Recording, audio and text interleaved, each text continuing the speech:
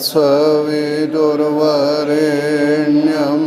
भर्गो देवस्य धीमहि धियो यो नः प्रचोदयात्। श्रद्धेय स्वामी प्रणवानंद जी महाराज, गुरुकुल के आचार्य सम्मानीय डॉक्टर धनंजय जी आर्य, आचार्य यजुवीर जी, आचार्य विरजानंद जी, सम्माननीय मनमोहन कुमार जी आर्य तथा आर्य समाज डोबरी से आए हुए समस्त आर्य समाज के समस्त पदाधिकारीगण, श्रद्धा के योग्य माता एवं बहनों एवं गुरुकुल के पवित्र ब्रह्मचारियों, बृहदारण्यक उपनिषद के ऊपर पिछली बार मैंने निवेदन किया था। 10 उपनिषदों के पश्चात ये 11वां उपनिषद आ जाता है, श्वेताश्वतर उपनिषद।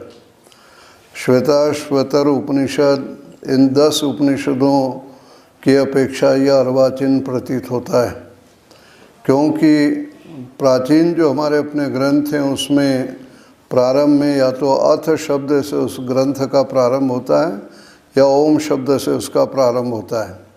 लेकिन श्वेताश्वतर उपनिषद के कहीं कहीं जो संस्करण मिलते हैं उसमें हरिओम से ये जो इसका शुभारंभ हो रहा है। हरिओम पौराणिक परंपरा रही है इस समय। इससे पता लगता है कि इस ग्रंथ में जो है इसकी शुरुआत में जो है पौराणिक परंपराओं का प्रचलन प्रारंभ हो गया था, इसलिए 10 उपनिषदों की अपेक्षा ये ग्रंथ जो है उपनिषद जो है वो अर्वाचीन है। वैसे इसमें जो है वेद मंत्रों के भी प्रमाण हैं और अनेक पद्य जो है इसमें 6 अध्याय है जिसमें 113 लगभग पद्य हैं। और ऐसा लग रहा है कि जड़ और चेतन की चर्चा जहाँ यहाँ पर आती है उससे इस दर्शन के ऊपर सांख्य दर्शन का, इस उपनिषद पर सांख्य दर्शन का प्रभाव ज़्यादा प्रतीत जो होता है, क्योंकि जड़ चेतन की चर्चा सांख्य दर्शन के अंदर जो की गई है। शुरुआत इसकी करते हैं इस चीज़ को लेकर के कि सृष्टि का कारण क्या है, ये सृष्टि कैसे बनी, किस प्रकार से इसकी जो रचना हुई और इसकी रचना करने वाला कौन है। तो 5-6 मत इसमें जो वो दिए हैं। कुछ विद्वानों ने मत दिया है कि काल सृष्टि का सबसे बड़ा भारी कारण है, यानी समय पर हर एक चीज़ कुछ न कुछ हुआ करती है। तो इसी प्रकार से सृष्टि के भी बनने का कारण जो है वो समय है, काल है। और उदाहरण देते हैं कि जैसे बहुत सारी जो है चीज़ें जो है या अन्न है या फसल है वो गर्मी में होता है, बहुत सारा वर्षा ऋतु के अंदर होता है, बहुत सारा सर्दी ऋतु के अंदर होता है। तो कुछ जो चीज़ें सर्दी में होती है, कुछ गर्मी में होती है, कुछ वर्षा में होती है।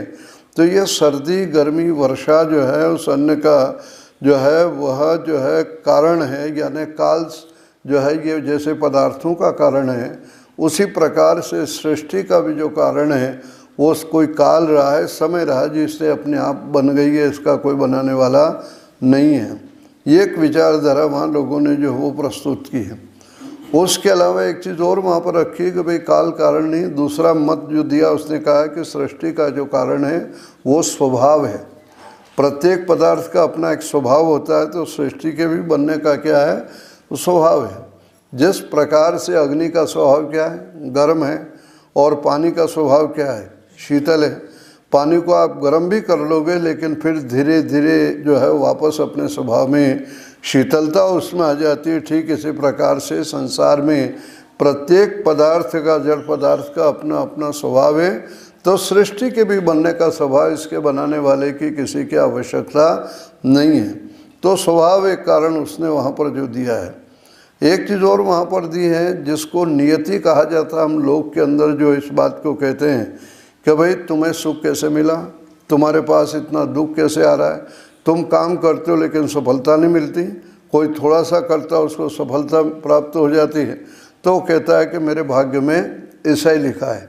तो भाग्यवाद के प्रचारक इस बात को भी कहते हैं कि सृष्टि की तो एक नियति थी, हम सब जीवों के लिए भाग्य में सुख दुखों को भोगना था, तो नीति के कारण से सारा संसार क्या है, बन गया है। तो नीति की भी चर्चा वहाँ पर जो है लोगों ने जो की है।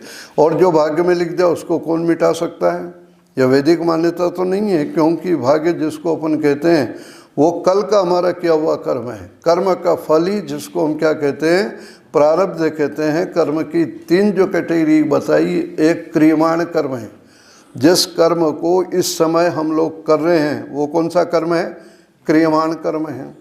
और जिस कर्म को हमने कर डाला है वो क्या हो जाएगा, वो हो जाएगा संचित। यानी हमने वो कर्म कर डाला है, हमारे पास आ गया है, अभी उसका फल नहीं प्राप्त हुआ है। ठीक इसी प्रकार से जो है, जब कर्म का फल प्राप्त करने की स्थिति आ जाती है वो क्या कहलाता है, प्रारब्ध कहलाता है। उसी प्रारब्ध का जो है वो भाग्य शब्द प्रचलित हो गया, और वह कहता है कि मेरे जो प्रारब्ध में, मेरे जो भाग्य में है वो मुझे मिल गया है। लेकिन वो ये नहीं सोचता है कि प्रारब्ध का कोई दूसरा बनाने वाला नहीं है, तुम्हारे अपने किए हुए कर्म हैं जो फल देने की स्थिति में आ गए, उसी को क्या कहते हैं, प्रारब्ध कहते हैं, भाग्य कहते हैं। तो इस प्रकार से ये जो कर्म की 3 कैटेगरी है या 3 जो स्तर उसके बतलाए गए हैं, तो प्रारब्ध जो है जिसके लिए भाग्य शब्द का प्रचलन होता है, हम जिस समय इस समय जो पढ़ रहे, मान लीजिए हमारा क्रियमाण कर्म है, और कल हम पढ़ चुके थे जो हमारे किस में आ जाएगा, संचित में आ जाएगा। और कल जो पढ़ा था उसके विषय में हम बोलने में सक्षम हो रहे, कितना हमें याद है, कोई हमारी परीक्षा ले रहा है और हम कितना सही लिख रहे हैं और गलत लिख रहे हैं, वो किस में आ जाएगा, प्रारब्ध में आ जाएगा। तो प्रारब्ध अपने आप नहीं आया, बल्कि कल का किया हुआ कर्म जो आज हमें परिणाम दे रहा है, फल दे रहा है, उसी को हम प्रारब्ध कहते हैं। तो कुछ लोगों का ये मान्यता है कि जो भाग्य में लिखा वैसे मिलता है, कौन मिटा सकता। तो वही कहते हैं कि सृष्टि की भी एक नियति थी, हम सबके भाग्य में लिखा हुआ था, ये संसार में आना है, रहना है, तो ये संसार जो बन गया है। तो इस प्रकार से नियति की भी चर्चा वहाँ लोगों ने जो इस उपनिषद के प्रारंभ में की है। आगे चल कर के एक और विचारधारा के लोग रहे हैं, उनको कहा है कि भाई इसका कोई प्रयोजन नहीं, तो सब अपने आप ही बन गया है, जिसके लिए यदृच्छा शब्द का प्रयोग महाभाष्य में भी आया। और यदृच्छा मैंने तो अपने आप वैसे ही जो हो गया है, उसको जो हमने नहीं बनाया। भाई आपने काम किया, मैंने तो किया नहीं, अपने आप हो गया मेरे से। आप आए हो कि नियम आए नहीं, आने के लिए मैं प्रयत्न नहीं कर रहा, हम तो अपने आप ही आ गए, पता नहीं कैसे आ गए। तो जो चीज़ बिना प्रयोजन के और बिना उसके हो जाती है उसको यदृच्छा कहते हैं। तो संसार क्यों बना, ये जो है सृष्टि में जीवात्मा क्यों आए, तो कहते हैं कि ये तो सब अपने आप हो गया, इसका अपना कोई प्रयोजन जो वो नहीं है। तो यदृच्छावाद की परंपरा भी वहाँ पर थी। इसके साथ साथ जो है कुछ लोगों के ये विचार है कि सृष्टि ये पंचभूतों से बनी है, यानी पृथ्वी, जल, अग्नि, वायु और आकाश, ये जो पंचभूत बने गए, उन पंचभूतों से ही जो फिर क्या बने, ये पेड़ पौधे, वृक्ष, वनस्पति बने, पानी के अंदर विचरण करने वाले जो है जीव बने, फिर पानी और भूमि पर विचरण करने वाले बने, पशु पक्षी बने, और उसके बाद मनुष्य बन गया। तो ये सारा संसार बनने का जो कारण है वो कह रहे कि ये पंच महाभूत है, इनके कारण से हो गया। फिर उसके बाद अंत में एक विचारधारा ये भी रखी कि भाई सृष्टि का जो निर्माण है वो कहता है कि स्त्री और पुरुष के संयोग से हुआ है। जैसे संतान पति पत्नी के संयोग से होती है, तो इस प्रकार से नर और मादा के संयोग से यह सारा संसार जो चल रहा है। ये 5-6 प्रकार की विचारधारा ही इसके उपनिषद के प्रारंभ में जो रखी गई है, और अंत में इसका उत्तर देते हुए एकमात्र दिया सबका समाधान करता जाता है। और वो इस चीज़ को कहता है कि सृष्टि का निर्माण करने वाला तो ब्रह्म है, ब्रह्म चेतन है। यानी जहाँ पर पंचभूतों की आप बात कर रहे हो, पंचभूत अपने आप में जड़ हैं, ये अपने आप कोई चीज़ कर नहीं सकते। पृथ्वी अपने आप घूम नहीं सकती, पृथ्वी के और चारों ओर चंद्रमा अपने आप नहीं घूम सकता। जैसे ये पुस्तक यहाँ से वहाँ नहीं जा सकती, माइक इधर से उधर नहीं जा सकता। तो जड़ पदार्थ के अंदर जो गति है, वो गति जो है कोई दे रहा है, तो वो चेतन दे रहा है।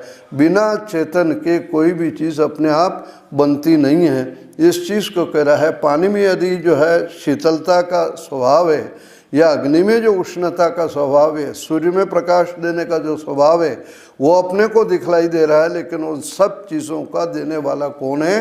ब्रह्म है, जिसको जो है चेतन कहा जा रहा है, और सर्वशक्तिमान और सर्वज्ञ जो कहा जा रहा है। तो इस प्रकार से ब्रह्म को वहाँ पर बतलाता है। जहाँ पति और पत्नी की बात आती है, स्त्री और पुरुष की, वो कहते हैं कि स्त्री और पुरुष भी संतान का निर्माण या संतान का प्रजनन तो तब करेंगे जब उनका शरीर बन जाएगा। जब तक उनका शरीर बनाने वाला कोई नहीं होगा तब वो कैसे जो इस चीज़ को जो है वो कर सकेंगे। दूसरी चीज़, कोई भी जीवात्मा अपने आप सुख जो है दुख नहीं चाहता, कोई भी व्यक्ति सुख छोड़ना नहीं चाहता, लेकिन हर एक व्यक्ति जो है सुखी और दुखी हो रहा। सुख आया है तो सुख उसका चला भी जाता है, दुख नहीं चाहता है तो दुख वो प्राप्त भी करता है, मरना नहीं चाहता है लेकिन उसकी मृत्यु भी होती है। इसका मतलब है कि इन सब इनके ऊपर जो है कंट्रोल करने वाला, अनुशासन करने वाला कोई न कोई है, जिसको हम क्या कहते हैं, ब्रह्म कहते हैं, चेतन कहते हैं। और उसको लेकर के इन्होंने अनेक प्रमाण यहाँ पर जो दिए हैं और इस चीज़ को बतलाने के लिए कहा कि परमात्मा सर्वशक्तिमान है, यानी सबको अपने अनुशासन में रख रहा है। जितना भी ब्रह्मांड में अपने को दिखलाई दे रहे हैं, लोकांतर दिखलाई दे रहे हैं, सब उसके अनुशासन में इतने व्यवस्थित रूप से चल रहे हैं कि कोई उसके अनुशासन का उल्लंघन नहीं कर सकता। सब जो है अपनी अपनी जगह, अपनी अपनी गति पर चल रहे हैं। पृथ्वी सूर्य के थोड़ी नज़दीक नहीं जा सकती। जो पृथ्वी सूर्य से 9 करोड़ 30 लाख मील की दूरी पर है, यदि सूर्य के थोड़ी और नज़दीक चली जाए तो सब कुछ जल करके राख हो जाएगा, भस्म हो जाएगा। और यदि पृथ्वी सूर्य से थोड़ी और दूर चली जाए, जितनी दूर है, तो सब जम करके जो है बर्फ़ की तरह सब कुछ जम हो जाएगा, जम जाएगा सारा का सारा। तो ये कह रहा है कि जितनी आवश्यकता दूरी की है उतनी है, न उससे कोई कम होता है न उससे कोई ज़्यादा हो रहा है। उसकी गति में भी 1 सेकंड में जो जितना वो चलती, 31 किलोमीटर लगभग प्रति सेकंड की गति से पृथ्वी चल रही है। लेकिन कभी ऐसा नहीं होता है कभी 28 किलोमीटर चले, 29 किलोमीटर घूमे या 35 या 40 हो जाए। जिस प्रकार से जो है गाड़ियां लेट हो जाती है, धरती तो कभी देर विलम्ब से नहीं होती है। उसका परिणाम है कि सूर्य भी घूम रहा, चंद्रमा भी घूम रहा है, धरती भी घूम रही है। और इनके कारण से जब ये सब एक साथ सीध में आ जाते हैं तो सूर्य ग्रहण और चंद्र ग्रहण हो जाता है। और चंद्र ग्रहण और सूर्य ग्रहण होता है 10 साल में के बाद कब आने वाला है, वह खगोलविद बता देता है कि इस तारीख को, इतने दिन को, इतनी बजे, इतने समय, इतने सेकंड पर आएगा। इसका मतलब है इनकी गति जो है बड़ी व्यवस्थित चल रही है। इन सब को अनुशासन में रखने वाला जो चेतन तत्व है, उसी को हम लोग ब्रह्म जो कह रहे हैं। मनुष्य ने अपने शरीर को सुरक्षित रखने के लिए दुनिया भर की औषधियाँ निकाल ली, अनेक प्रकार की चिकित्सा पद्धति हो गई, चाहे वो आयुर्वेद की हो, एलोपैथिक हो, होम्योपैथिक हो, यूनानी हो, प्राकृतिक हो। सब कुछ होने के बाद भी परमात्मा की जो व्यवस्था है कि बच्चा जवान होता, जवान से वो बूढ़ा होता, और बूढ़ा होने पर जो वो संसार से जो है कूच कर जाता है। बड़े बड़े हॉस्पिटल, बड़े बड़े डॉक्टर सारे के सारे मरीज को घेर करके भी रखें, परिवार वाले पैसा पानी की तरह बहाएं, तब भी जब शरीर से जीवात्मा को निकालना होता है, उस समय ऐसा निकालता है कि पता ही नहीं लगता वहाँ खड़े हुए डॉक्टरों को कि आँख के रास्ते निकला, कि कान के नाक के मुंह से कहाँ से निकला है। बाद में भले ही जांच आयोग बना लो, लेकिन निकालने वाले तो निकाल दिया। यह उसका अनुशासन है, यही चेतन तत्व है, इसी को सर्वशक्तिमान जो कहा गया है। तो परमात्मा के लिए सर्वशक्तिमान शब्द का जो प्रयोग यहाँ पर आया, चेतन का जो प्रयोग है वो इसी दृष्टि से आया। तो वो कहते हैं कि परमात्मा ने संसार बनाया तो वो क्या अपने लिए बनाया है? यदि अपने लिए बनाया तो स्वार्थी हो जाएगा, यदि अपने लिए नहीं बनाया तो फिर किसके लिए बनाया? मान लो परमात्मा ही था तो फिर संसार क्यों बना? तब वहाँ पर वो कहता है कि नहीं, परमात्मा के साथ जिससे संसार बना है उसको हम क्या कहते हैं? प्रकृति कहते हैं। प्रकृति के लिए इस उपनिषद में अजा शब्द का प्रयोग है। अज आ रहा है परमात्मा के लिए और अज आ रहा है जीवात्मा के लिए, दोनों के लिए अज शब्द का प्रयोग आया। दोनों अज होते हुए भी, दोनों चेतन होते हुए भी, उसके साथ साथ करेंगे दोनों में थोड़ा अंतर है कि एक सर्वशक्तिमान है और दूसरा क्या है? अल्प शक्तिमान है। परमात्मा सर्वज्ञ है और जीवात्मा क्या है? अल्पज्ञ है। तो इस प्रकार से जो है दोनों चेतन होते हुए भी, अज होते हुए भी, दोनों के अंदर जो है कुछ समानता है और कुछ उनमें जो है विपरीतता भी देखने को मिलती है। साथ में करें कि इन दोनों के अलावा एक और है जिसको हम कहते हैं अजा। अजा माने प्रकृति, और प्रकृति के लिए क्या कह रहा है कि प्रकृति जो है ये क्षर भी है और अक्षर भी है।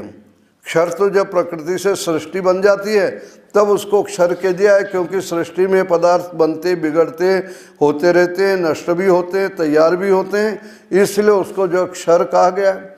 और अक्षर जब प्रकृति प्रलयावस्था में रहती है, अपनी साम्य अवस्था में रहती है, तब उसको जो अक्षर कहा गया है। तो अज है और अजा है। अज के वहाँ पर जो इसने ये दो भेद जो वहाँ पर दे दिए, और अज अजा की वहाँ कहता है कि लोहित कृष्ण रूपाम, जो कह रहा है कि अजाम एकाम लोहित शुक्ल कृष्णाम। तो ये अजा माने प्रकृति के सी लोहित है, शुक्ल है और कृष्ण है, जिसको सांख्य दर्शन में कह दिया है साम्यावस्था प्रकृति। वहाँ पर इस चीज़ को कह दिया है कि यह जो सत्व रजस तमसाम साम्यावस्था प्रकृति, वहाँ सत्व रज और तम इसकी सम अवस्था को प्रकृति कहा है। वहाँ पर सत्व के लिए यहाँ पर जो कहा है कि वह कैसा है, प्रकृति शुक्ल है यानी श्वेत है, साफ है, वो सत्व के लिए कह रहे हैं। और कह रहा है कि रजोगुण की चर्चा करता हुआ कहता है कि वह लोहित है, यानी जिस लाल रंग वाली जो है माने सक्रियता उसके अंदर जो रहती है।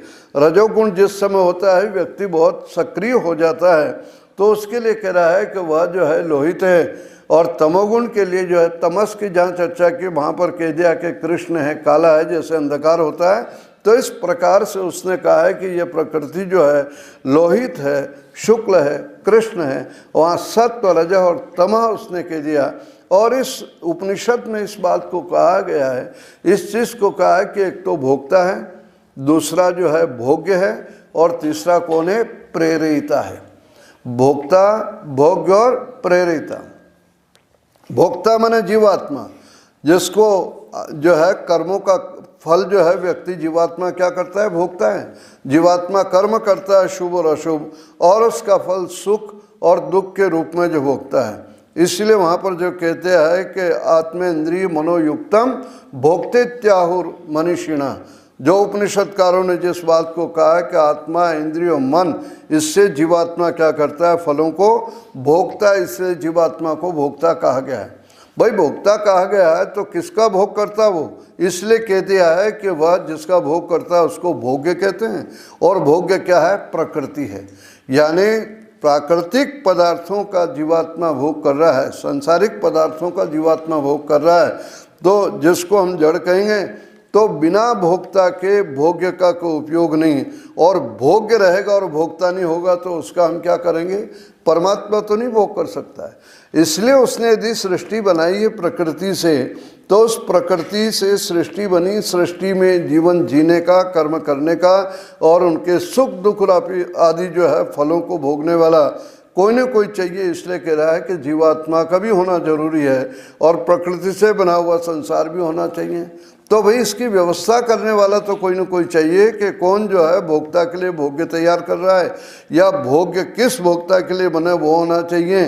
तो इस व्यवस्था करने के लिए कहते हैं कि प्रेरितारम, यानी इन सब की प्रेरणा देने वाला परमात्मा भोक्ता नहीं कहा है, बल्कि जो है वहाँ जो है भोक्ता को कर्म करने की जो प्रेरणा दे रहा है और सृष्टि की रचना कर रहा है, उस परमात्मा के लिए यहाँ पर प्रेरिता शब्द का प्रयोग हुआ है, जिसको हम उपनिषदों में या दर्शनों के अंदर ईश्वर को निमित्त कारण कहते हैं।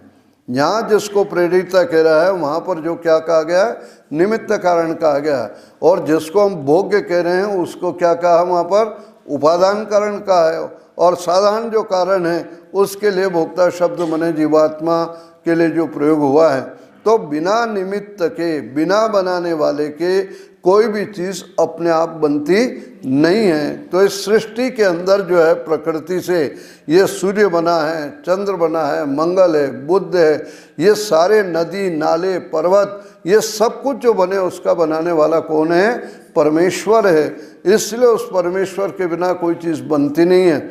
इस प्रकार से परमात्मा हो, और परमात्मा होने के साथ साथ यदि जो है प्रकृति न हो, उपादान न हो, तो बिना उपादान के निमित्त बना भी नहीं सकता है।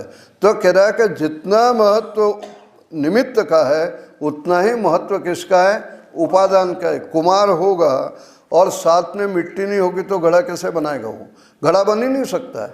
इसलिए निमित्त और उपादान दोनों का जो महत्व है, जहाँ पर निमित्त और उपादान का है, और साथ में कहा कि उपादान भी हो, मिट्टी भी हो, और घड़ा बनाने वाला हो, और घड़े को कोई खरीदने वाला नहीं हो तो क्यों बनाएगा वो? तो उसका उपयोग करने वाला माने वो भी होना आवश्यक है, जीव का होना भी जरूरी है। इसलिए निमित्त, उपादान और साधारण, इन तीन कारणों की जो चर्चा आती है, जिसको यहाँ पर जो है इस बात का संकेत दे रहा है कि भाई ये जीवात्मा भोगता है, प्रकृति जो है भोग्य है, और परमात्मा जो क्या है, प्रेरिता है। तो इस प्रकार से ये त्रैतवाद का संकेत दिया है। और इतना ही नहीं दिया है, जहाँ पर वो जो ऋग्वेद के मंत्र हैं, जहाँ पर वेद में आया द्वा सुपर्णा सयुजा सखाया समानम वृक्षम परिशस्व जाते, वो मंत्र भी यहाँ पर जो दिया इस उपनिषद के अंदर। और वो जो तुलना करके समझाया जाता है कि भाई एक वृक्ष है और इस वृक्ष पर दो पक्षी बैठे हैं, एक पक्षी तो उस वृक्ष का स्वादिष्ट फल खा रहा है, स्वाद ले रहा है, और दूसरा न खाता हुआ अभिचाकशीति चारों तरफ उसको क्या कर रहा है, देख रहा है। तो कहते हैं कि वृक्ष जो है संसार रूपी वृक्ष है, जिस प्रकृति से सृष्टि बनी है, और उसके ऊपर कौन है कि दो जो सखा है, उनके लिए कह रहा है कि द्वा सुपर्णा सयुजा सखा है। सयुजा माने वो जो है दोनों के दोनों साथ रहते हैं, जीवात्मा भी रहता है, परमात्मा भी रहता है। यानी जीवात्मा कभी कभी परमात्मा को भूल जाता है, कहता है मैं नहीं मानता परमात्मा को। तो ये कहते हैं कि जीवात्मा कभी कभी परमात्मा को छोड़ देता है, लेकिन परमात्मा कभी जीवात्मा को छोड़ता नहीं है, क्योंकि वो सर्वव्यापक है, संयुज है, और एक प्रकार से सखा भाव से रह रहे हैं। तो उस चीज़ का वो संकेत दिया है कि इस त्रैतवाद की चर्चा जो यहाँ पर इस मंत्र के द्वारा की, इसने भी, उपनिषदकार ने भी इस चीज़ को लेकर के रखा है कि सृष्टि का बनाने वाला, सृष्टि का जो है भोग करने वाला जीवात्मा, और जिन पदार्थों से सृष्टि बनी है, प्रकृति से बनी है, उस सृष्टि का जो है उपदेश यहाँ पर दिया है। जिस समय चार्वाक की जो विचारधारा चली थी कि भाई जड़ से चेतन हो जाता है, बृहस्पति ने, चार्वाक ने इस बात को कहा कि तीन मानने की आवश्यकता, हम एक से काम चला लेंगे, जड़ से चेतन हो जाएगा। यानी पृथ्वी, जल, अग्नि और वायु, इनके जो परमाणु हैं, इनके अवयव है, इन्हीं के मिलने पर परिस्थिति विशेष के अंदर चेतनता जो उत्पन्न हो जाएगी। चेतन के लिए अलग से कोई तत्व मानने की आवश्यकता नहीं है। व्याकरण में एक उदाहरण आता है, गोमयाद वृश्चिको जायते, भी गोबर से बिच्छू पैदा होता है। तो ऐसे कुछ तत्व मिलते हैं, बिच्छू अपने आप जो उनको मिलने के बाद बन गया है। तो जिसको आप चेतनता कह रहे हो, चेतन तत्व आत्मा कह रहे हो, वो आत्मा कोई नहीं है, जड़ तत्वों के मिलने से ही परिस्थितिवश चेतनता आ जाती है। तो फिर कहते हैं आदमी मर भी तो जाता है, तो कहते हैं कि परिस्थितिवश जब चेतनता आती है तो कुछ परिस्थितियां ऐसी हो जाती है कि भूतों के, पंचभूतों के परमाणु अलग अलग हो जाते हैं, और वहाँ जीवन क्या हो जाता है, समाप्त हो जाता है। तो एक जो विचारधारा चली थी कि जड़ से चेतन होता है, जिसको हम चार्वाक दर्शन की विचारधारा कहते चली, ठीक इसके विपरीत आचार्य शंकर ने विचार प्रस्तुत किए कि भाई जड़ से चेतन नहीं होता, चेतन से क्या हो जाता है, जड़ बन जाता है। यानी चेतन कौन है, ब्रह्म है, परमात्मा है, और उसी ने जड़ जगत को बना दिया है। तो उससे जड़ जगत किस प्रकार से बन गया, ब्रह्म तो आनंद स्वरूप है, परमात्मा तो चेतन है, और ये जड़ जगत कैसे बन गया, संसार के अंदर अपने को दुख भी तो दिखलाई देता है। तो वहाँ इस चीज़ को एक शब्द उन्होंने घड़ दिया है कि भाई ये तो सब दो प्रकार के शब्द है, एक तो परिणाम है और दूसरा है विवर्त। परिणाम और विवर्त, वो कहते हैं कि दूध से दही जो बनता है वो तो दूध का परिणाम क्या हो गया, दही बन गया। लेकिन व्यक्ति को यदि कहीं पर अंधेरे में रस्सी पड़ी है, टेढ़ी मेढ़ी है, और वो रस्सी क्या दिखलाई दे रही है, सांप दिखलाई दे रही है, तो रस्सी को जो सांप व्यक्ति समझ रहा है वो परिणाम नहीं रस्सी का, बल्कि वो क्या है, विवर्त है। क्या है वो, विवर्त है, जहाँ रस्सी को व्यक्ति क्या समझता है, सांप समझता है। तो ब्रह्म तो चेतन ही है, लेकिन ये आप अलग हो, मैं अलग हूँ, संसार अलग है, ये सुख दुख अलग है, ये तो ऐसा ही हो रहा है कि भाई जो है हम जो है जैसे रस्सी को सांप समझ रहे हैं, हम हैं तो ब्रह्म, लेकिन अपने आप को जो चेतन अलग समझ रहे, मैं अलग हूँ, आप अलग हो, संसार अलग है।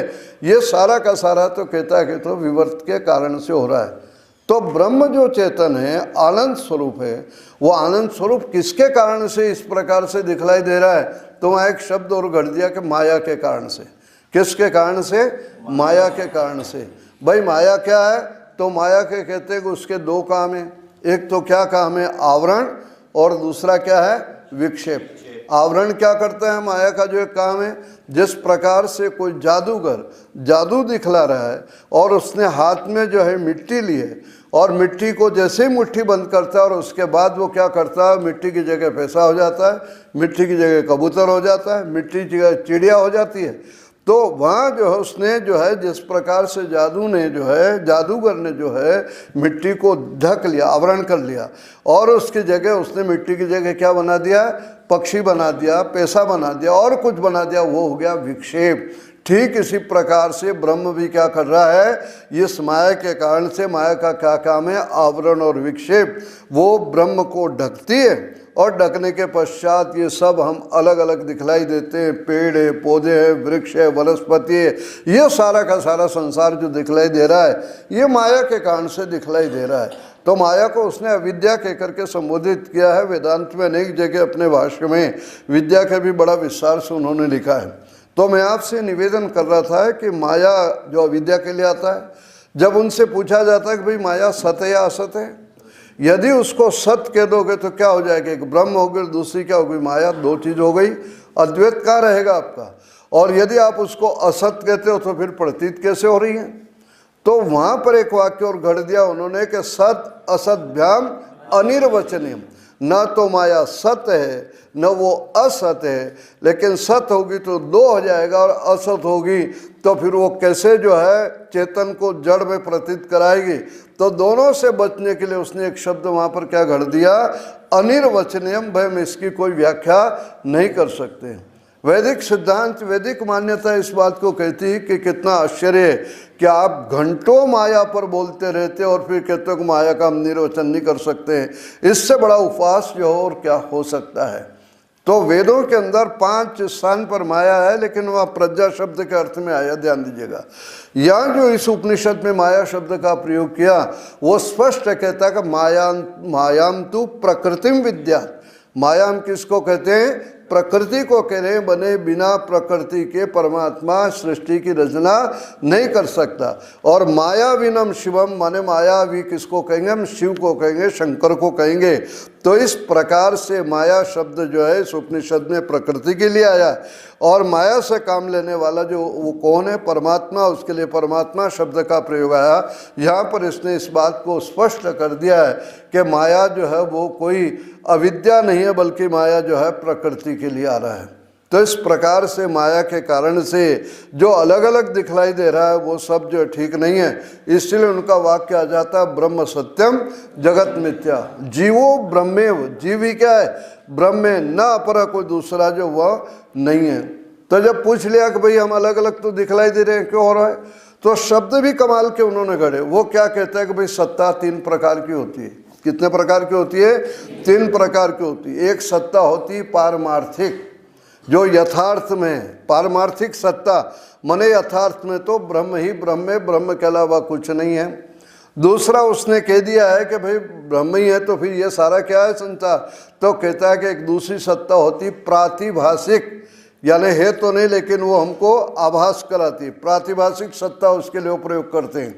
तो कहते हैं कि पारमार्थिक, प्रातिभाषिक। इस समय जो हम सब एक दूसरे को देख रहे हैं, ये जो है अविद्या के अंदर जो हम घिरे पड़े हैं, जिस समय हमको ब्रह्मज्ञान हो जाएगा यानी तत्वज्ञान हो जाएगा, उस समय ये हो जाएगा कि न आप हो, न मैं हूँ, न संसार है, न कुछ है, अहम ब्रह्मास्मि वाली बात आ जाएगी। मैं भी ब्रह्म हूँ और आप भी ब्रह्म आ जाएगी। तो फिर व्यवहार आप क्यों करते हो? तो व्यवहार के लिए उसने फिर कह दिया कि सत्ता देखो पारमार्थिक सत्ता है, एक जो प्रातिभाषिक सत्ता है, और तीसरी व्यवहारिक सत्ता है। नाम भी अपने अपने गढ़े, जहाँ वेदांत में इस चीज़ का नहीं आता है, क्योंकि भाई दुनिया में रहना है तो हमें व्यवहार तो करना पड़ेगा। इसलिए व्यवहार में हम सांप को भी जो हम मानते हैं, व्यवहार में रस्सी को भी मानते हैं, व्यवहार में जो है सुख को भी मानते हैं। ये सब पशु पक्षी कीट पतंग मनुष्य जो है सारा का सारा ये व्यवहारिक सत्ता है, व्यवहार में हम लाते हैं। हमारा सपना है तो फिर आपको क्यों दिखलाई देता है कि नहीं व्यवहारिक सत्ता है व्यवहार में लाने के लिए, और जो ब्रह्म में है वो प्रातिभाषिक सत्ता है, और यथार्थ में परमार्थ में तो कौन क्या, केवल ब्रह्म ही ब्रह्म है। तो वैदिक मान्यता इस चीज़ के ऊपर याद दिलाती है। ऋषि दयानंद ने भी संकेत दिया कि यदि आपने यहाँ पर जो रस्सी में तो सांप नहीं है, लेकिन कहीं ना कहीं तो सांप जरूर देखा होगा। जिस व्यक्ति ने सांप कभी नहीं देखा है, रस्सी टेढ़ी मेढ़ी को पड़े हुए देखकर वो कभी सांप की कल्पना नहीं कर सकता है। यदि आप ये कह रहे हो कि भाई जो है वो यथार्थ में जो है पारमार्थिक है, इसका मतलब आपने उस चीज़ को तो वो देखा होगा, तो इसको आप कैसे कहते हो? यानी केवल ब्रह्म को सिद्ध करने में जो उन्होंने इस प्रकार की विचारधारा में चेतन से जो जड़ जगत बन जाता है, और यह सब झूठा और मिथ्या। तो एक शब्द और वहाँ पर घट दिया उन्होंने कि ब्रह्म सत्यम जगत मिथ्या। वहाँ पर इस चीज़ को कह दिया कि जैसे स्वप्न भाववत, सपने में हम कोई चीज़ देखते हैं तो आँख खुलने पर नहीं रहती है, इससे हम सब सपने के अंदर हैं। तो सपने के अंदर जब लिखा तो आचार्य शंकर वहाँ पर सपने को लेकर के इस संसार को मिथ्या करने के लिए क्या शब्द वहाँ लिखते हैं अपने शंकर भाष्य में? वो लिखते हैं कि दृश्यानाम भावानाम वे तथ्यम, जो भी हमें दृश्य भाव मने पदार्थ दिखलाई दे रहे हैं वे तथ्य मने झूठे हैं। और उदाहरण क्या देते हैं? स्वप्न भाववत, दृश्य स्वप्न भाववत। जैसे सपने में हम दृश्यों को देख रहे हैं और आँख खुलने पर वो हमें दिखलाई नहीं देते, उसी प्रकार से जो है तथा जागरिते अपि, आगे जो देते न्याय दर्शन के अनुसार जैसे किसी वस्तु को सिद्ध किया जाता, तो जैसे सपने के अंदर अपने को दिखलाई हुई चीज़ जो आँख खुलने पर नहीं रहती है उसकी कोई सत्ता सपने में नहीं होती है, ठीक इसी प्रकार से जागते हुए भी उस पदार्थ की कोई सत्ता नहीं है, ये सिद्ध करते हैं। ऋषि दयानंद ने इस चीज़ को याद दिलाया कि स्वप्न के अनुसार जागृत अवस्था नहीं होती, जागृत अवस्था के अनुसार स्वप्न अवस्था होती है। जिस व्यक्ति ने जागते जागते सपना में जागते जागते जिसने सांप नहीं देखा, लड्डू नहीं देखा, हाथी नहीं देखा, घोड़ा नहीं देखा, वो सपने में भी हाथी घोड़ा नहीं देख सकता। माने जो जन्म से अंधा है उसको रूप का स्वप्न नहीं आ सकता। तो उल्टा जो कर दिया था कि स्वप्न के अनुसार जागृत अवस्था है, ऋषि इस चीज़ को कहते हैं कि नहीं, स्वप्न के अनुसार जागृत नहीं, जागृत अवस्था के अनुसार स्वप्न अवस्था है, और ये संसार झूठा और मिथ्या नहीं है। वो प्रारंभ में निवेदन किया था, यह संसार जो अस्थिर है, टिका हुआ नहीं, और उसकी रचना करने वाला चेतन जो ब्रह्म है वो इस सृष्टि की रचना करने वाला है। तो इस प्रकार से इन्होंने भोक्ता भोग्य और प्रेरिता लेकर के इस उपनिषद में बड़ा सुंदर विवेचन किया। ब्रह्म के स्वरूप को भी मान गया, विश्वतस् चक्षु जो दिया हुआ, विश्वतस् पाद, चारों उस परमात्मा के आके चारों ओर उसके हाथ है, पैर है, सब जगह में विद्यमान है।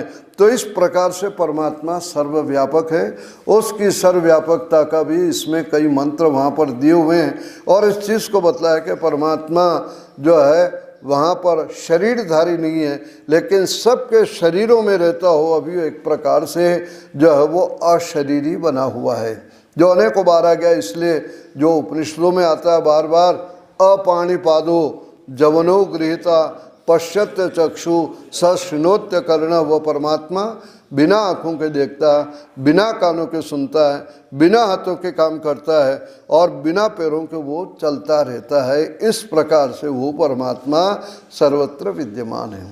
तो ऐसा जो परमात्मा चेतन सत्ता है, उस चेतन सत्ता को लेकर के जब आप इस चीज़ की चर्चा कर रहे हो जिसने सृष्टि की रचना की, जो हमारे अंदर भी विद्यमान है, तो उसके दर्शन का क्या उपाय है, उसको हम किस प्रकार से जो है उसका साक्षात्कार करें, तो और कैसा व्यापक है वो। यहाँ पर कहिए तिलेषु तेलम ददनीव सर्पी, जिस प्रकार से तिलों में तेल रहता है, लेकिन वह तिलों में तिल जो आंखों से दिखता नहीं, जब तक उसको पीसा नहीं जाएगा तिल को, तब तक तेल उससे निकलेगा नहीं निकलेगा।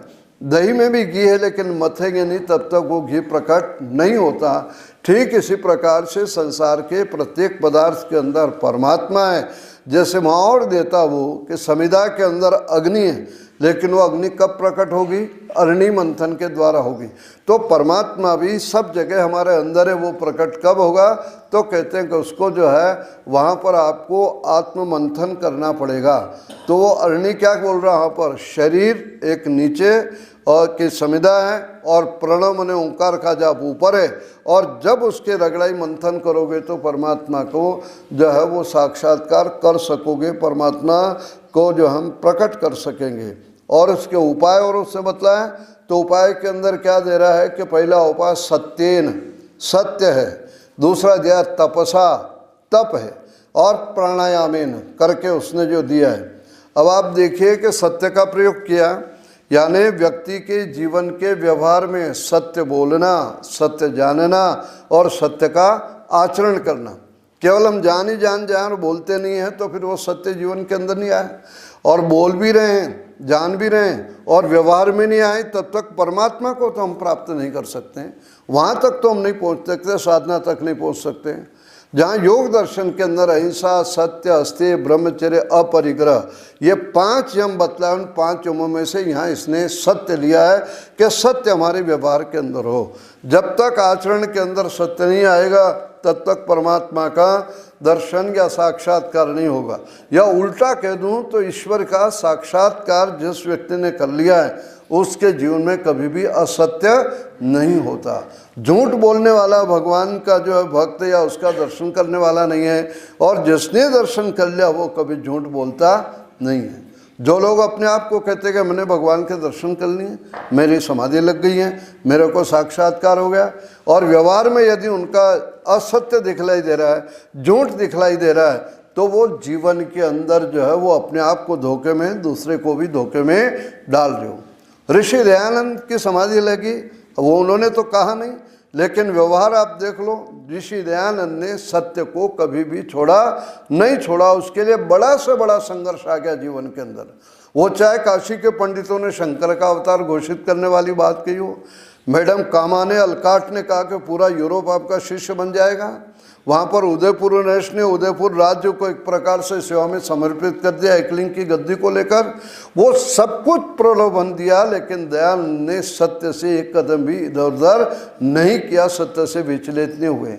बल्कि बरेली की तो वो घटना है कि जिस समय ईसाई अधिकारियों ने कहा, अंग्रेज अधिकारियों ने कि थोड़ी नरमी बरता करें, तो वहाँ पर जो है जब उनसे लक्ष्मी नारायण खजांची ने बात कही थी तो उनके सामने दूसरे दिन स्वामी जी गरजते हुए इस बात को कहते हैं कि चाहे मुझे तोप के मुंह पर बांध दे, दयानंद को तोप के मुंह पर बांध करके भी उससे पूछा जाएगा तो दयानंद के मुंह से क्या निकलेगा? सत्य ही निकलेगा। ये है दृढ़ता। यानी आप देखो कि सत्य को प्रकट करने में, व्यक्ति मौत को भी स्वीकार करने में जो उसको कोई कष्ट नहीं हो रहा है। तो ये कह रहा है कि सत्य से आचरण के द्वारा जो है, सत्य के साथ तो योग दर्शन के यम के सारी चीज़ें आ जाएगी, ध्यान दीजिएगा, और उसके आचरण के द्वारा व्यक्ति परमात्मा का दर्शन कर सकता है, उसकी सत्ता का अनुभव कर सकता है।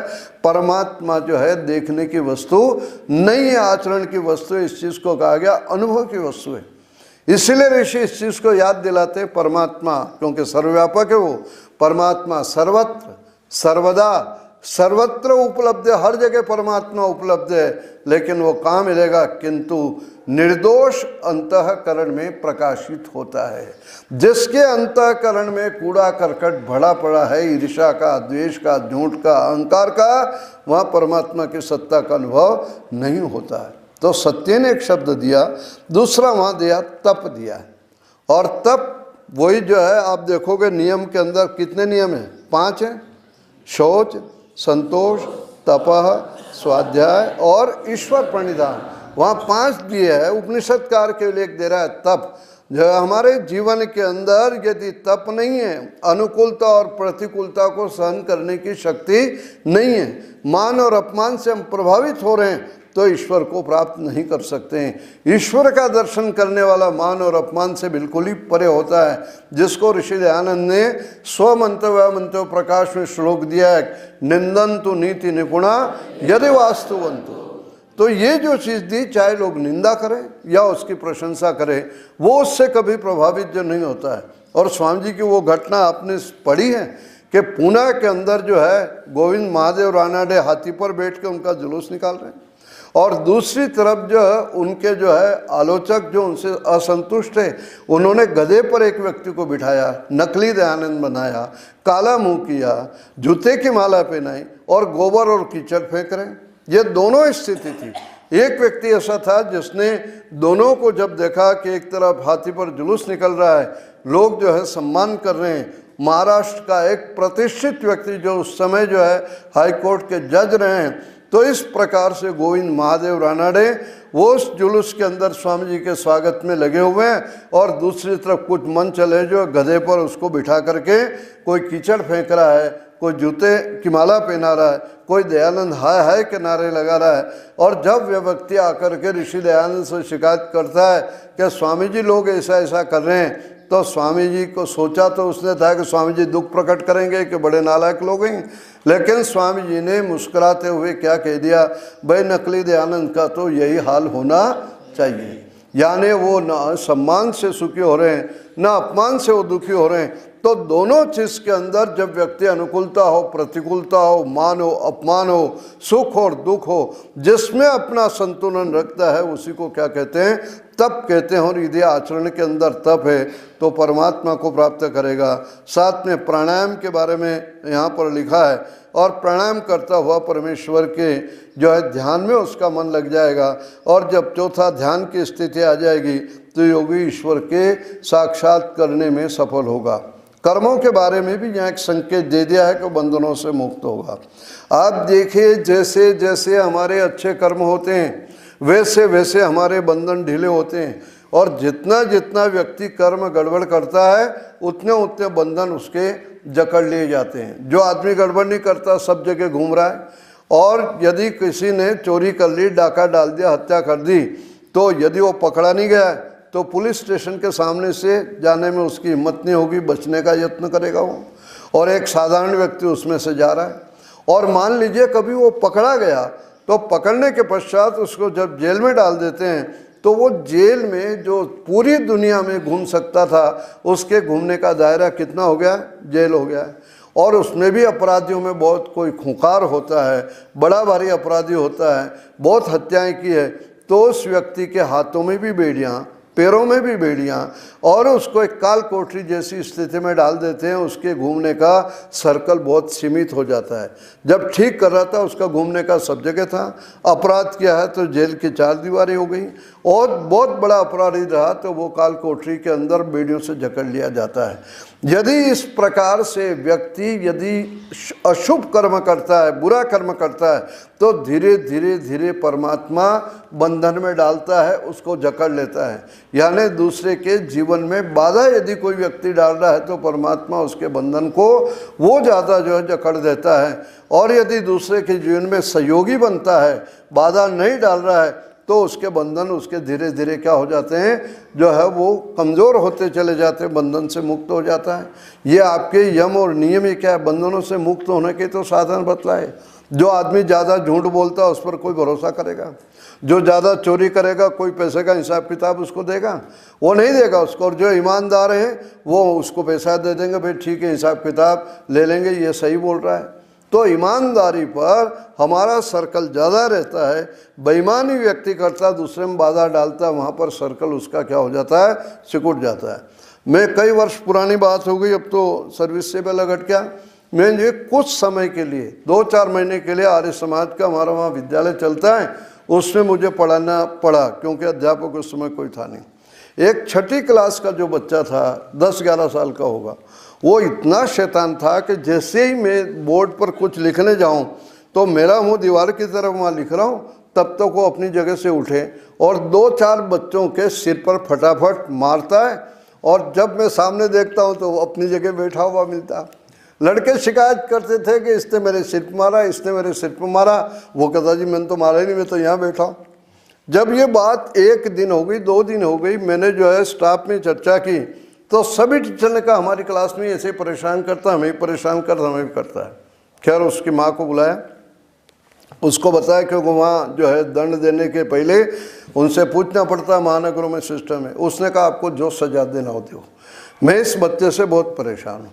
5 दिन तो मेरे आराम से निकल जाते हैं, 5 दिन स्कूल चलता वहाँ पर, और 2 दिन जो छुट्टी रहती मैं बहुत दुखी हो जाती। क्या होता है, ये नीचे जाता बिल्डिंग में, वहाँ बिल्डिंग में खेलने की जगह खुली नहीं होती, चारों तरफ मकान होते, बीच में थोड़ा मैदान होता है जिसमें बिल्डिंग के बच्चे खेलते हैं। तो वो जब नीचे जाता है, किसी की साइकिल की हवा निकाल देता है, किसी की घंटी निकाल देता है, किसी के स्कूटर में ब्लेड मार देता है। ज्ञाने इतनी शिकायतें, मैं बहुत परेशान हूँ इससे, आपको जो दंड देना हो दो। मैं ठीक है।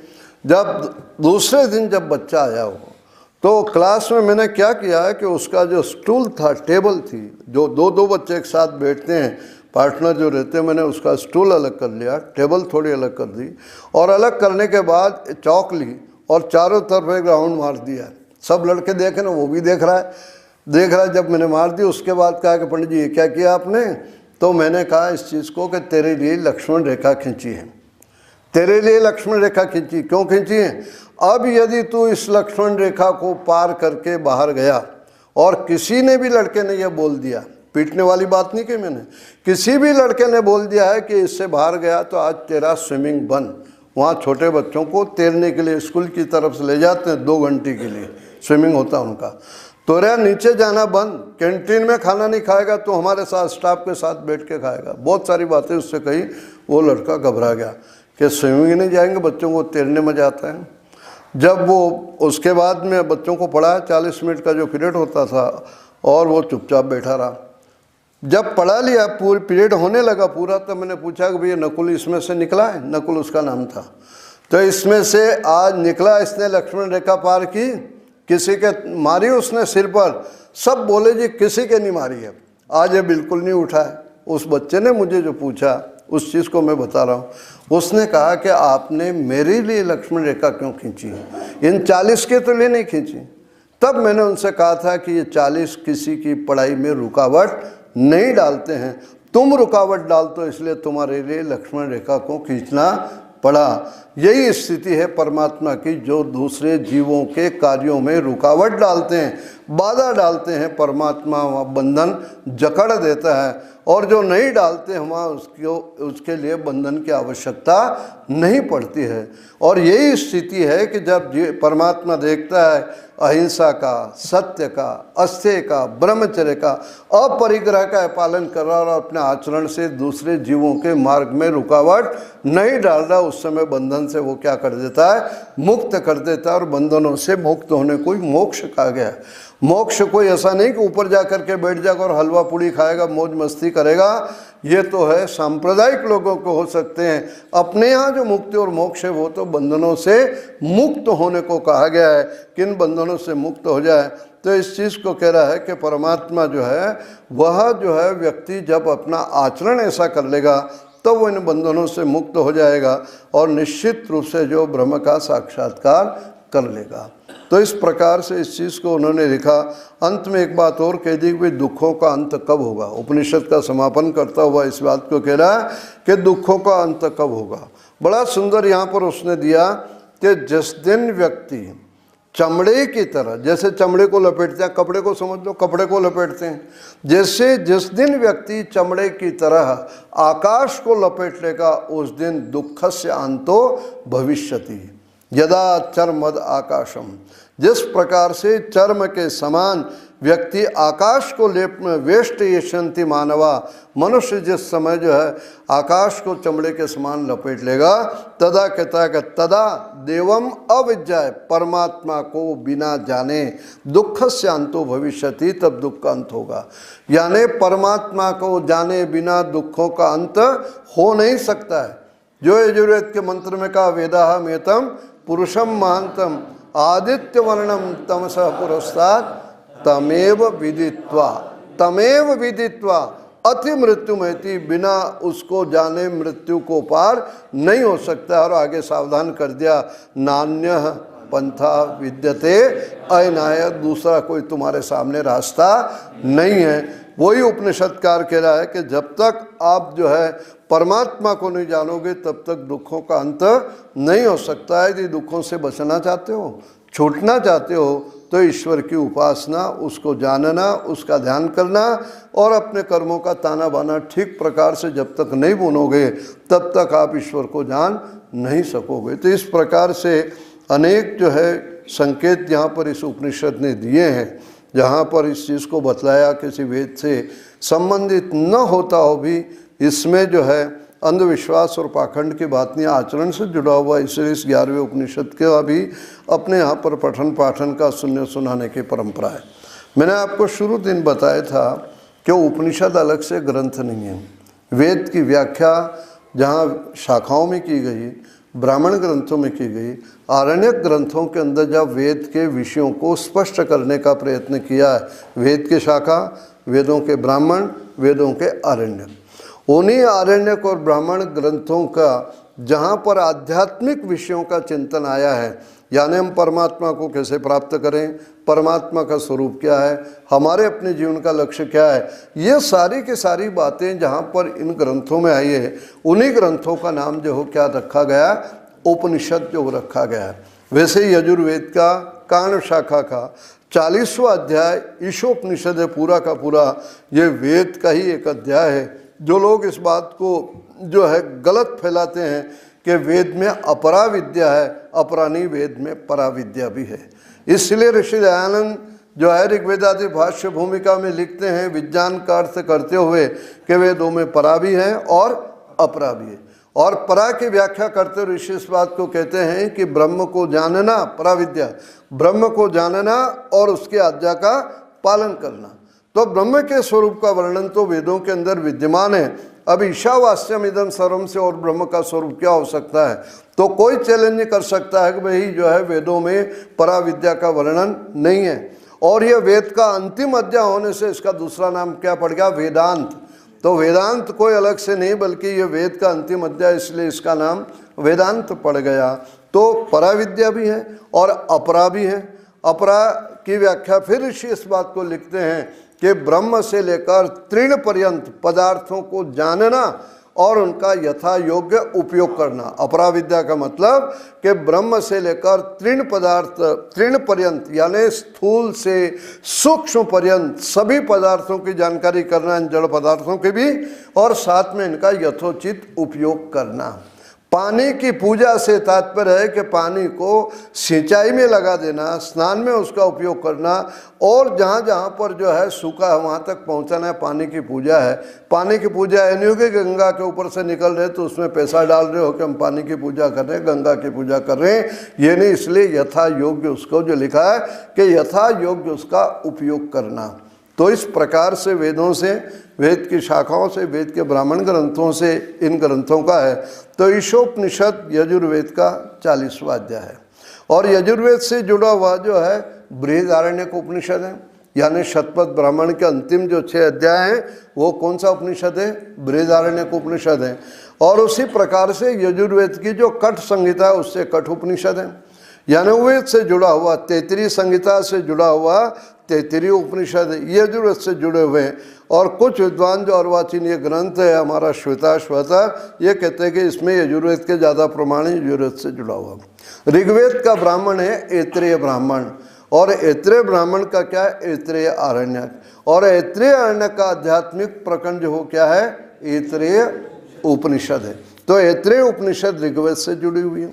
सामवेद को आप देखिए, सामवेद की जहाँ पर जो है जैमिनी संहिता है, और इस प्रकार से सामवेद की जैमिनी संहिता से उसका जो है ब्राह्मण है, वहाँ पर जो है कौन सा है? केन उपनिषद है। केन से वो शुरू हुआ, जैसे ईशावास्यम ईशा से शुरू हुआ, केन ईशितम प्रेषितम, वहाँ केन शब्द से शुरू हुआ, तो केन उपनिषद सामवेद से संबंधित है।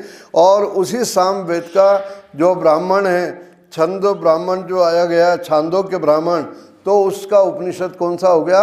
छांदोग्य उपनिषद है, सामवेद से जुड़े हुए हैं। और अथर्ववेद के पेपलाद और शौनक संहिता से 3 उपनिषद है, प्रश्न है, मुंडक है और मांडुक्य है। इस प्रकार से ये 10 उपनिषद जो है इन वेद की शाखाओं के, वेद के ब्राह्मण ग्रंथ और वेद के जो आरण्यक ग्रंथों से जुड़े हुए हैं।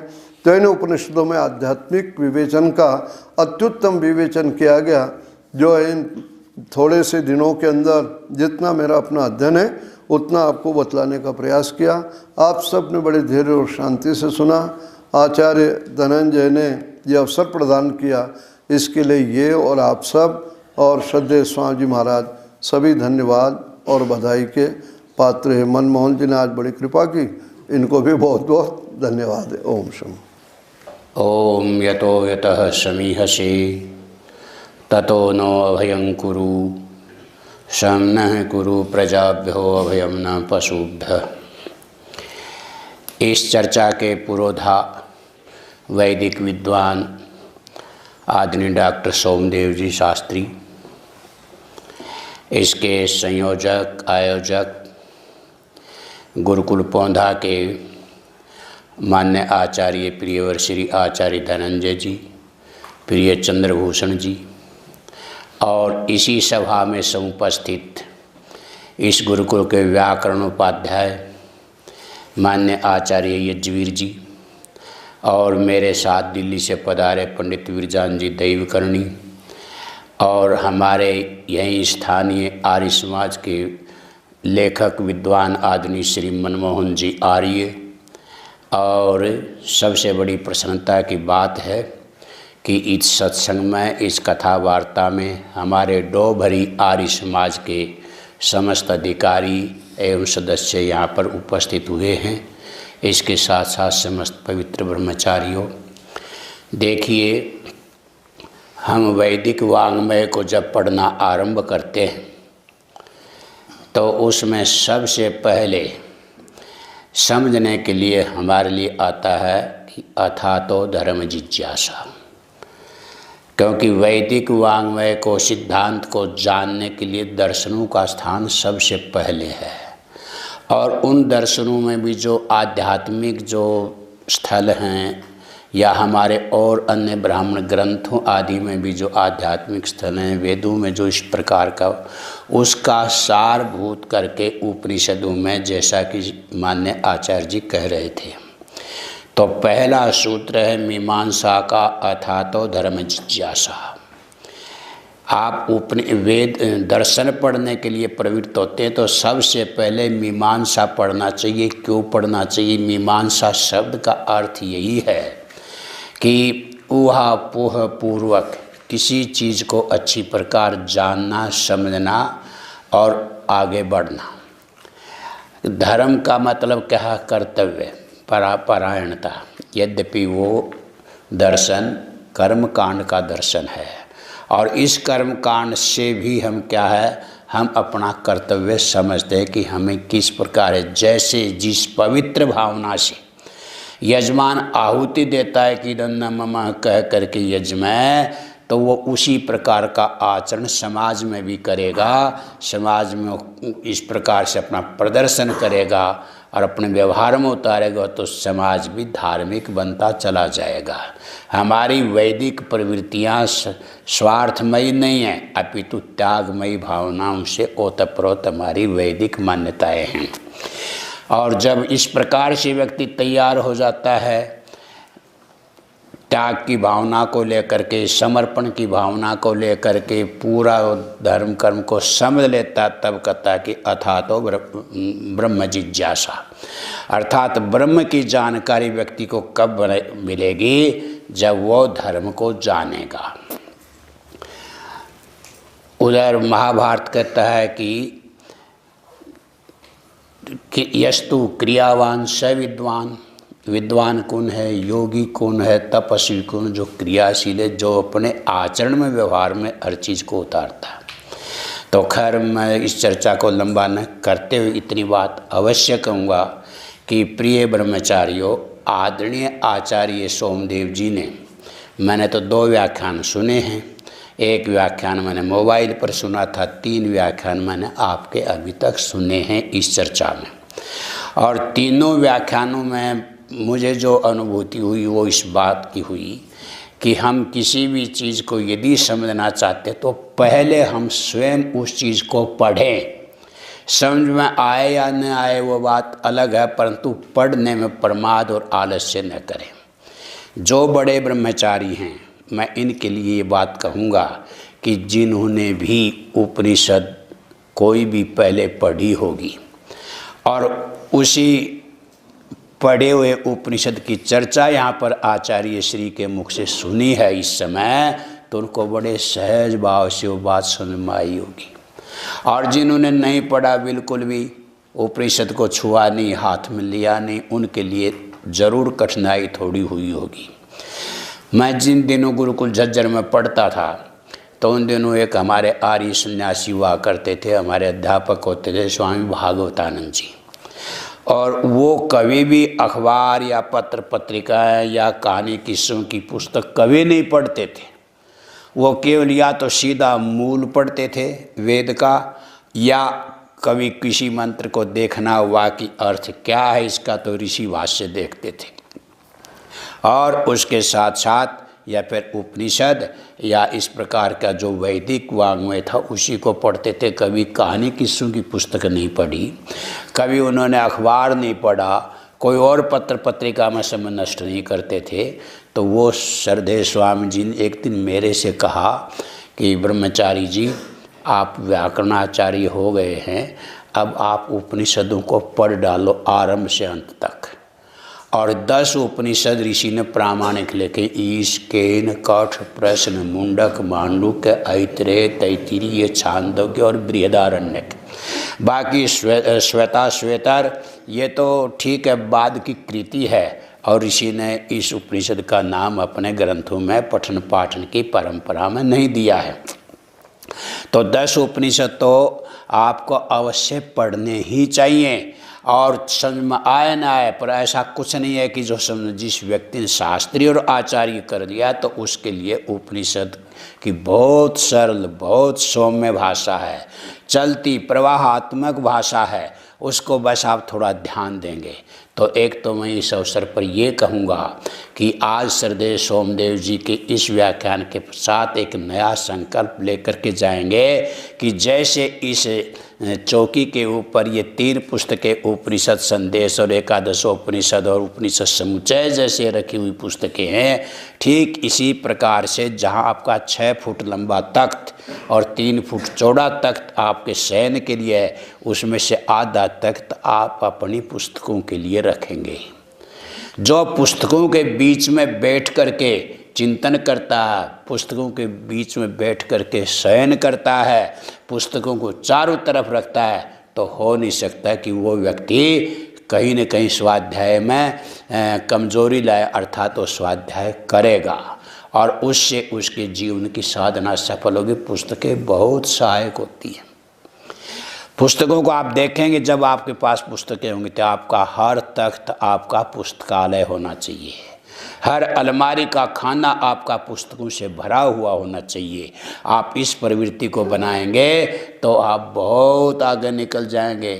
पर वहाँ दुख होता है जब ब्रह्मचारी शास्त्री कर लेता है और अपनी काशिका जैसी व्याकरण की बहुत अच्छी पुस्तक को, ऋषि कृत आख्यातिक और धातु पाठ को, अष्टाध्यायी को, अष्टाध्यायी भाष्य को, निरुक्त और छंद जैसी पुस्तकों को, जी मैंने परीक्षा दे दी, चलो ब्रह्मचारी जी, चलो भैया जी, चलो मित्र जी, ये मैं आपको देता हूँ। देखिए, कभी अपनी लेखनी और अपनी पुस्तक दूसरे को नहीं देनी चाहिए, और देते हो तो उसको प्राणार्पण है। जैसे आपने 100 का नोट किसी को उधार दे दिया और उसकी ये चिंता बनी रहती वो मेरे पैसे कब लौट आएगा, और वो लेता है अंत में कि भाई मेरे 100 रुपये तो दो। तो ऐसे ही आप पुस्तक दे करके निश्चिंत नहीं हो जाना, अपितु पुस्तक के प्रति आपका भाव जुड़ा है कि ये मेरी पुस्तक है। मैंने गुरुजी से महाभाष्य का नवानिक पढ़ा है, और नवानिक में मैंने जिस पुस्तक से मैंने पढ़ा था उस पुस्तक में मैंने निशान लगाए, उन्होंने संकेत दिए थे, वो मैंने नोट किए हैं, और उसी पुस्तक से मैं कर सकता हूँ। तो प्रिय ब्रह्मचारियों, एक तो पुस्तकों का संकलन करने की प्रवृत्ति बनाओ, अपनी पुस्तक दूसरे को मत दो, और दूसरा यह है कि उनको आद्योपांत पढ़ो। जो व्यक्ति केवल पुस्तक संग्रह करता है और पढ़ता नहीं तो भोज प्रबंध लिखता है, कहते हैं कि कंठस्थाया भवेत विद्या सा प्रकाशा सदा बुधैहि या गुरु पुस्तके विद्या तया मूढ़ प्रतार्यते। देखो, पुस्तकों का इकट्ठा करना बहुत अच्छी बात है और पढ़ना उससे भी बहुत अच्छा, परंतु जो पुस्तकों को पहले तो इकट्ठा नहीं करे और करे तो कहते इकट्ठा तो कर लेता है वो, परंतु उनको खोल करके कभी नहीं देखे, उनकी धूल भी साफ नहीं करता, तो ऐसे व्यक्ति के लिए तो कई भोज प्रबंध कहते हैं कि वो तो फिर मूर्ख आदमी है। तो प्रिय ब्रह्मचारियों, आप मेरे आशय को समझोगे। आप ऐसे तो नहीं है जो कि अपनी पुस्तक की धूल भी नहीं झाड़ेंगे और आप उनको पढ़ेंगे नहीं, खोलेंगे नहीं, पर यह कि पुस्तक आपके पास होनी चाहिए। एक व्यक्ति सीमा पर जाता है, शत्रु से दो दो हाथ करता है, तो उसके पास जितने हथियार होंगे उतना ही वो सफल होगा, और उसके पास लड़ने के लिए कोई साधन ही नहीं है। आज हमारे भारत के प्रधानमंत्री, हमारे सेनापति, हमारे रक्षा मंत्री क्या करते, वो कहते देखो हमने सेना में ये विमान ला दिया, हमने सेना में ये हथियार जुटा दिए, हमने सेना को ये सामग्री दे दी। तो इसको देख करके सुन करके सेना में भी उत्साह आता है, जनता में भी उत्साह आता है कि हमारे पास एक हथियार है और हम लड़ सकते हैं। तो ठीक एक ब्रह्मचारी के पास पुस्तकें है तो वो हथियार है अविद्या अंधकार से लड़ने के लिए। तो प्रिय ब्रह्मचारी, इन बातों पर विचार करना। आप पुस्तकों का संकलन करो। जहाँ कहीं आर्य समाजों के उत्सव में जाते हो, जहाँ कहीं आपको अवसर मिलता है, कोई पुस्तक विक्रेता मिलता है, जहाँ कहीं दिल्ली आदि बड़ी जगह आप जाते हैं, तो आप ये मान के चले दिल्ली जा रहा तो अमुक पुस्तक मैं चौखंबा से लेकर के आऊँगा, गोविंदराम हासानंद से लेकर के आऊँगा, किसी और प्रकाशक से लेकर के आऊँगा। पुस्तकों का संकलन करना आपके लिए ऐसा है जैसे एक सेना के सिपाही के लिए हथियार प्राप्त करना, ताकत बढ़ाना। ऐसे पुस्तकों को इकट्ठा करो, उनको पढ़ो, और केवल ये मत कह देना कि हमने बड़ी उम्र में जाके आगे चल कर के, हमारे गुरुकुल में जब हम पढ़ते थे तो डॉक्टर सोमदेव जी आया करते थे, बड़ा बढ़िया व्याख्यान देते थे, पर यदि पूछा जाए क्या कहते थे वो, बोले वो तो याद नहीं जी, 25 साल पुरानी बात होगी, 40 साल पुरानी बात। ऐसा नहीं, इन बातों को स्मरण करने के लिए आप इन उपनिषदों का पाठ भी करेंगे, आप उन स्थलों को देखेंगे भी कि क्या वास्तव में ये बात नई आई है, और उन पंक्तियों को खोलेंगे, लगाएंगे उन संदर्भों को, तो वो पंक्तियाँ खुलती चली जाएंगी। तो मैं कोई व्याख्यान के लिए तो बैठा नहीं, बस इतनी बात है कि मैं आज दिन डॉक्टर सोमदेव जी का मैं कितना साधुवाद करूं, कितना धन्यवाद करूं। मुझे तो वो दिन याद आ गए जिन दिनों गुरुकुल झज्जर में मैं पंडित वीरजान जी दैवकर्णी, आचार्य यजवीर जी, डॉक्टर सोमदेव जी जब सिद्धांति जी का व्याख्यान सुनते थे, पंडित बुद्धदेव विद्यालंकार का व्याख्यान सुनते थे, आचार्य उदयवीर जी का व्याख्यान सुनते थे, आचार्य वैद्यनाथ शास्त्री का व्याख्यान सुनते थे। एक बार लगातार 50 दिन तक आचार्य वैद्यनाथ शास्त्री का व्याख्यान रोज होता था। 50 व्याख्यान हुए, 50 दिन तक हुए, और वो स्टेज पर बैठ के पूछते थे, ब्रह्मचारी तुम क्या सुनना चाहते हो? तो एक दिन किसी बड़े ब्रह्मचारी ने, हमारे साथी ने कहा कि जी हम मेखला क्यों बांधते, मेखला पर सुनना चाहते हैं। अगले दिन किसी ने पूछा कि आचार्य जी ने पूछा कि आज क्या सुनो? जी ब्रह्मचर्य सूक्त पर हम सुनना चाहते हैं। फिर पूछा कि आज क्या सुनना चाहते हो? कि जी हम श्रद्धा सूक्त के ऊपर सुनना चाहते हैं। इंद्र सूक्त पर इंद्र नाम के बहुत से सूक्त वेदों में हैं, वरुण नाम के कितने ही सूक्त हैं। जितने वैदिक देवता हैं उनमें सबसे अधिक संख्या पहले नंबर पर अग्नि देवता के मंत्रों की है, तो दूसरी संख्या इंद्र नामक देवता के मंत्रों की संख्या है, और फिर तीसरे चौथे देवताओं का परिगणन होता है। तो इस प्रकार से हम उनसे सुनते थे, पूछते थे, तो बहुत सी बातें हमें समझ में आ गई, बहुत सी बातें हमें आज भी उपस्थित है। उसी बात को ध्यान में रख करके हम कुछ पढ़ते तो बहुत अच्छा लगता है, परंतु उस समय हमारी आयु बहुत छोटी थी, परंतु फिर भी संस्कार पड़े। तो प्रिय ब्रह्मचारियों, जितना पढ़ना जरूरी है उतना ही सुनना भी आवश्यक है। ऋषि ने इसलिए कहा कि वेद का पढ़ना और वेद का पढ़ाना, वेद का सुनना और वेद का सुनाना दोनों परम धर्म हैं। तो संश्रुतेन गमे मही, अंत में इस बात को लेकर के संश्रुतेन गमे मही मा श्रुतेन विराधिसी हम परमात्मा ऐसी कृपा करो कि जैसा आचार्य जी ने हमको उपनिषद पढ़ाया है, जैसा सुनाया है, जो हमें प्रेरणा दी है, ये हमारे आचरण और व्यवहार में आए, इसके विपरीत आचरण न करें।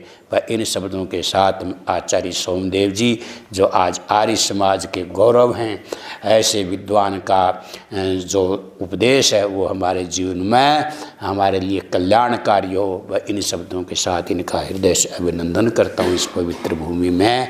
और मैं आचार्य श्री को भी आशीर्वाद देता हूँ, प्रिय चंद्रभूषण जी को आशीर्वाद देता हूँ, प्रिय शिवदेव जी हैं और हमारे जो इसमें सहयोगी सबको साधुवाद देता हूँ कि ये कर्म, ये परंपरा बनी रहनी चाहिए। पूज्य स्वामी ओमानंद जी के गुरुकुल के जो स्नातक पहले अच्छे निकले, उसमें मूल कारण ये था कि वो सुनवाने में और पढ़वाने में कमी नहीं छोड़ते थे।